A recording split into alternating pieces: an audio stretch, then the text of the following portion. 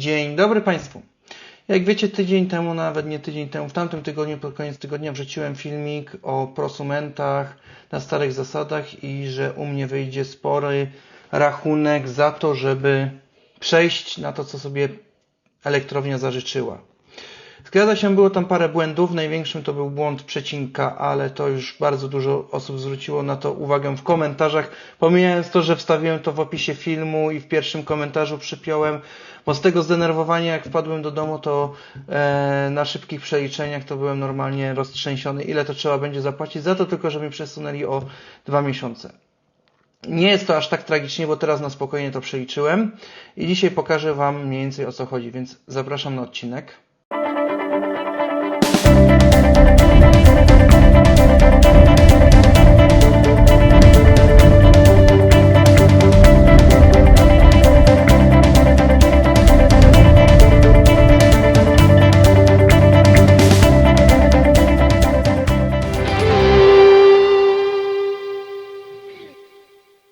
Dobra, zacznijmy od tego. Chciałbym dzisiaj ustalić 3 rzeczy w tym filmie, jak to będzie wyglądało. Czyli pierwsza to jest to, co najbardziej osoby w komentarzach zwracały mi uwagę, że faktycznie ten przecinek przesunąłem. Tak, przesunąłem przez pomyłkę, ale końcowe wyliczenie tak jakby było całkowite. Uwzględniałem tam też magazyn. Co prawda przez to, że w tym roku rozbudowałem tą elektrownię, fotowoltaikę, a wziąłem dane trochę z zeszłego roku, to wyliczenia mi teraz wychodzą całkiem inne i na szczęście to mi tyłek trochę uratuje, niemniej i tak wyjdę na minusie. I chciałem teraz w tym filmie poruszyć tak, jedno, jak ja to wyliczyłem u siebie, druga sprawa, czy zmiana okresu rozliczeniowego będzie miała wpływ na to, czyli powiedzmy zamiast półrocznego będę miał dwumiesięczny bądź miesięczny. No i trzecia sprawa, czy to faktycznie zmienia mój rachunek względem tego, jeśli byłbym takim prawdziwym prosumentem.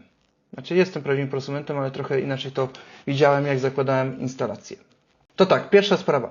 Jak dla mnie wygląda prosument i jak ja w momencie zakładania instalacji to widziałem? W bardzo prosty sposób. Będąc prosumentem, założyłem tyle instalacji fotowoltaicznej, żeby przez przelicznik ten 0,8 bądź 0,7 wychodzić na 0 w okresach rozliczeniowych. Czyli ogólnie rocznie, żeby nic nie płacić, prócz opłat stałych. Natomiast, żeby przy tym rozliczeniu czerwcowym mieć najlepiej 0 w magazynie, ewentualnie z lekkim naddatkiem. I w rozliczeniu grudniowym też, żeby wychodzić 0 z może lekkim naddatkiem, a w każdym razie koło 0. Dlaczego? Bo za każdą tą energię, którą tutaj nie skonsumowałem, tak naprawdę ona najprawdopodobniej by mi przepadła. Czyli najbardziej ekonomicznie dla mnie było założyć tyle instalacji fotowoltaicznej, aby wychodzić na 0 w okresach rozliczeniowych. I teraz tak. Przez to, że żona stwierdziła, że sobie zmieni samochód, bo musi, założyłem też więcej instalacji fotowoltaicznych już pod to, że ona będzie zmieniać samochód i to mi troszeczkę teraz ratuje tyłek, że będę miał tą nadprodukcję na miesiąc bodajże styczeń. Na styczeń i na luty, z tego co widzę, będę miał nadprodukcję. Więc to już mi ratuje tyłek, zapłacę tylko za marzec i kwiecień. Tak? Zaraz przejdziemy do wyliczeń, to Wam to wszystko wyjaśnię. Więc tu mi ratuje tyłek i będę miał te mniejsze opłaty. Niemniej i tak mi się to zmienia, jeśli bym miał mieć tak jak wtedy wyliczone na 0 w okresach rozliczeniowych, a teraz przez to przesunięcie okresu rozliczania. Dobra. Słuchajcie, właśnie odbyłem rozmowę z Waldkiem, podesłał mi swój film i okazuje się, że jak się uderzy w stół, to i Waldek się odezwie i zamiast nagrywać pierdoły na temat tego, jak ogrzać świeczką grzejnik, to się weźmie do roboty i będzie pokazywał ludziom coś, co powinno być pokazywane już dawno. Co prawda on nie wie, jak to wyliczyć z tego, co z tej rozmowy z nim wnioskowałem, ale to już inna sprawa. Obiecałem, że mu to wyjaśnię w filmie, więc właśnie mu wyjaśniam. Więc Waldek, słuchaj. Jeszcze taka uwaga, nawet Waldek ją stwierdził. Czy słyszeliście, żeby w jakiejkolwiek firmie, jak zadzwonicie do nich na infolinię, powiedzieli, że nie, my Wam zrobimy krzywdę? Nie, zawsze Was zapewnią, że wszystko będzie ok, albo nawet lepiej, więc pytanie się Pani, czy tam na pewno nie będzie gorzej, to dla mnie to jest bardzo sensowne, bo jakby ona co innego mogła nawet powiedzieć.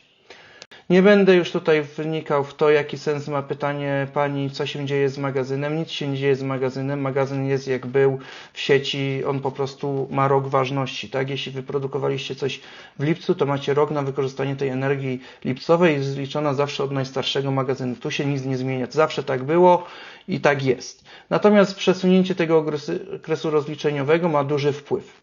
I głównie o to mi chodziło. Dobra, zaczynamy z tabelką. Dobra, widzimy się przy arkuszu.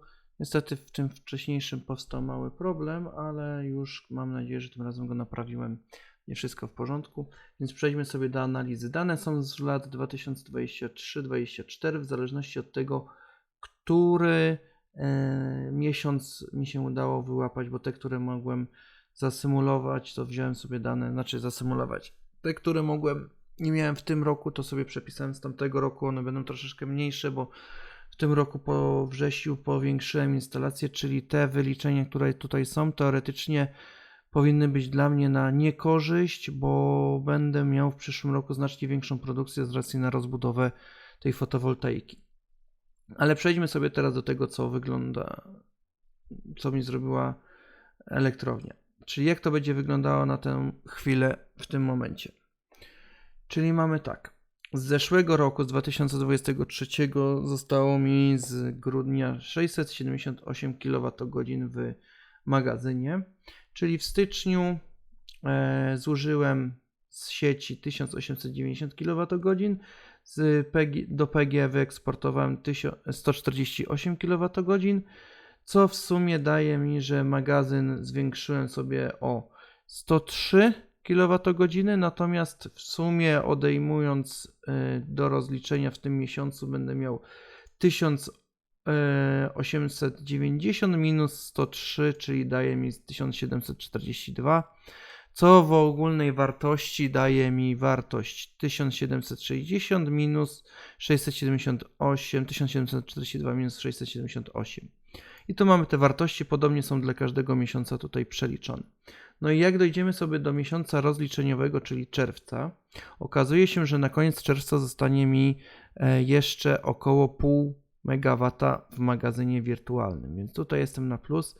Zgadza się, że tutaj wychodzę na minus, ale to nic pewnego nie jest jeszcze, bo to jest prognozowane z grudnia tamtego roku, natomiast wiecie dobrze, że grudzień w tym roku jeszcze się nie skończył, więc tych danych nie mam. Tak więc jest szansa, że tu będzie znacznie mniej albo na zero, ponieważ tu jeszcze będzie większa produkcja przez zwiększenie mojej instalacji fotowoltaicznej. Słuchajcie, jeszcze jedna sprawa, zanim przejdziemy do tego drugiego rodzaju rozliczenia, czyli takiego, jak powinien prosument mieć. Dzwoniłem jeszcze raz na wszelki wypadek do PGE, dowiedzieć się, jak to wygląda.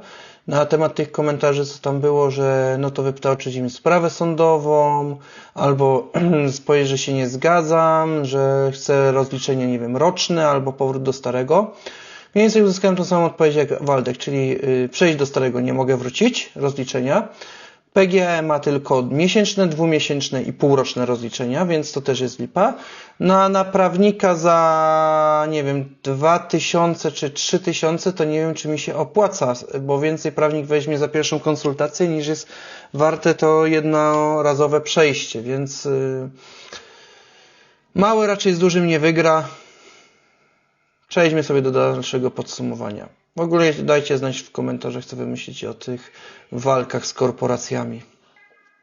Dobra, przechodzimy do aktualnej sytuacji, czyli to, co elektrownia mi teraz wyczyniła z przesunięciem tego mojego okresu rozliczeniowego. Jak to wygląda? Mamy 1422 kWh z tej produkcji, która tutaj została mi z października, czyli to będzie mój ten początkowy wirtualny magazyn. Jestem 1,5 MW prawie na plusie. W listopadzie z racji na zużycie 1460 kWh i wyeksportowanie do sieci 375 to jest tak jak wcześniej liczone, czyli od 1460 odejmujemy sobie to, co tutaj jest. czyli 226, bo to jest to razy 0,7. No i w efekcie dostajemy, że w magazynie wirtualnym zostaje nam jeszcze 337 kWh. Niestety w grudniu już jest gorzej, bo grudzień mamy miesiącem już na minusie, czyli jesteśmy 1300 kWh na minusie.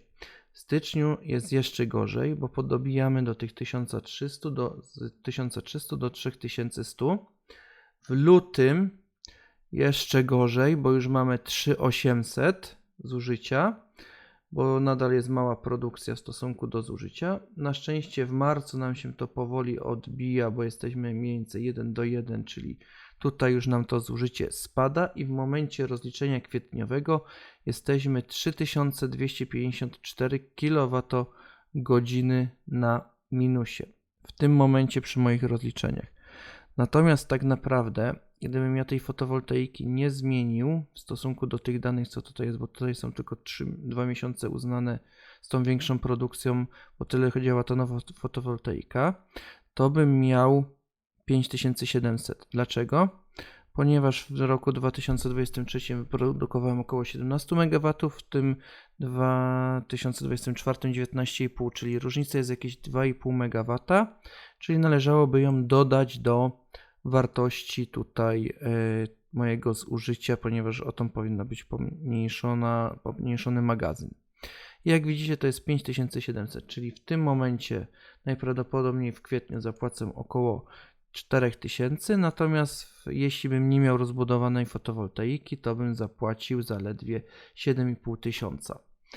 No ciekawie, nie wiem, dajcie znać, co wy o tym myślicie, bo takie przesunięcie jest bardzo ciekawe, jeśli chodzi o kilka tysięcy prosumentów, bo pewnie nie tylko mnie to złapie i minimum 4000 do 7,5, bardzo fajnie.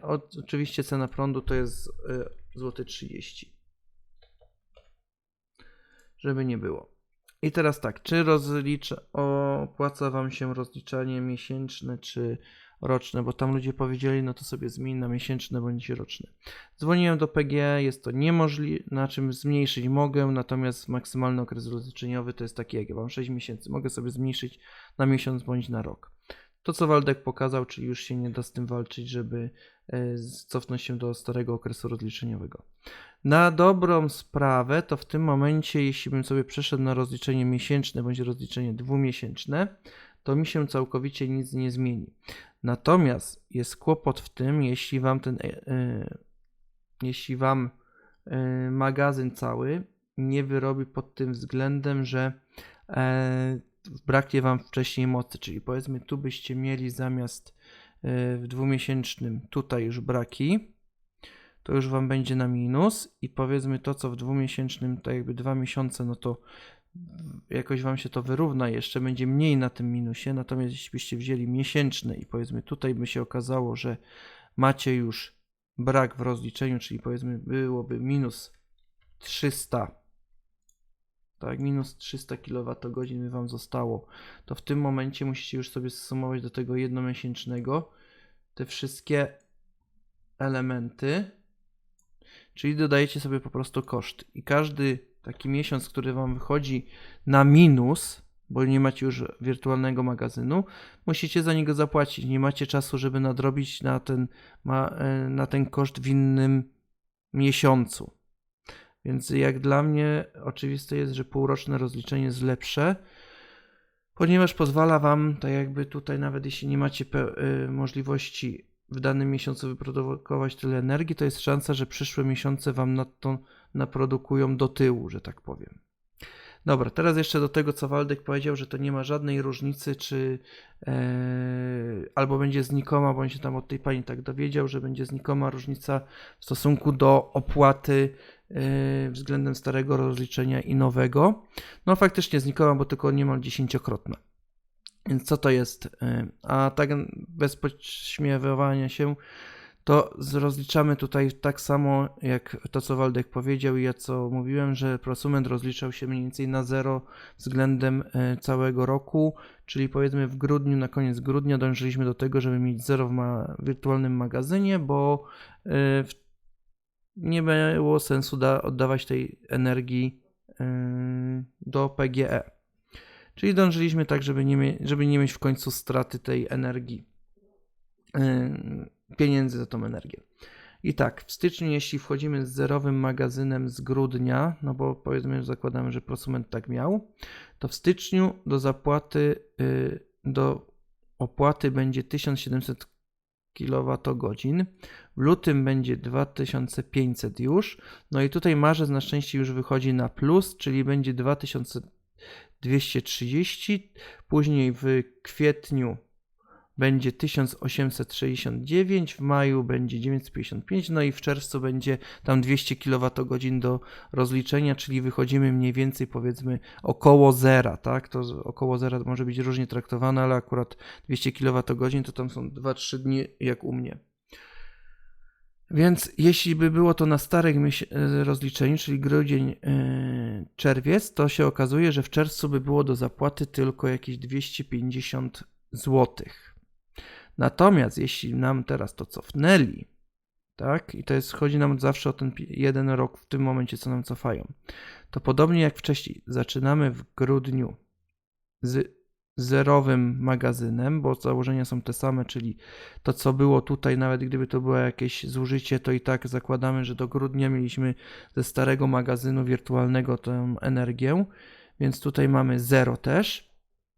No i wchodzimy sobie w styczeń też z momentem rozliczenia, czyli w styczniu mamy do rozliczenia 1700, w lutym mamy 2400, w marcu na szczęście już lecimy na plus, czyli mamy 2200, no i w kwietniu nam wychodzi, że mamy do rozliczenia zaledwie 1865 kWh, co z przeliczenia razy złoty 30 daje nam około 2400 zł.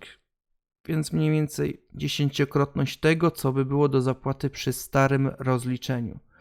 Nie wiem, czy to dla Was dużo, czy mało 10-krotność, bo powiedzmy około 2000 różnicy jest, 2200, więc dajcie znać w komentarzach, czy to dla Was też taka żadna różnica, a powiedzmy takich osób w Polsce, które takie rozliczenia mogą mieć, jest parę tysięcy pewnie, bo zrobili nie jednego na szaro, więc 2200 razy parę tysięcy, no to będzie na premię dla najnowszego zarządu.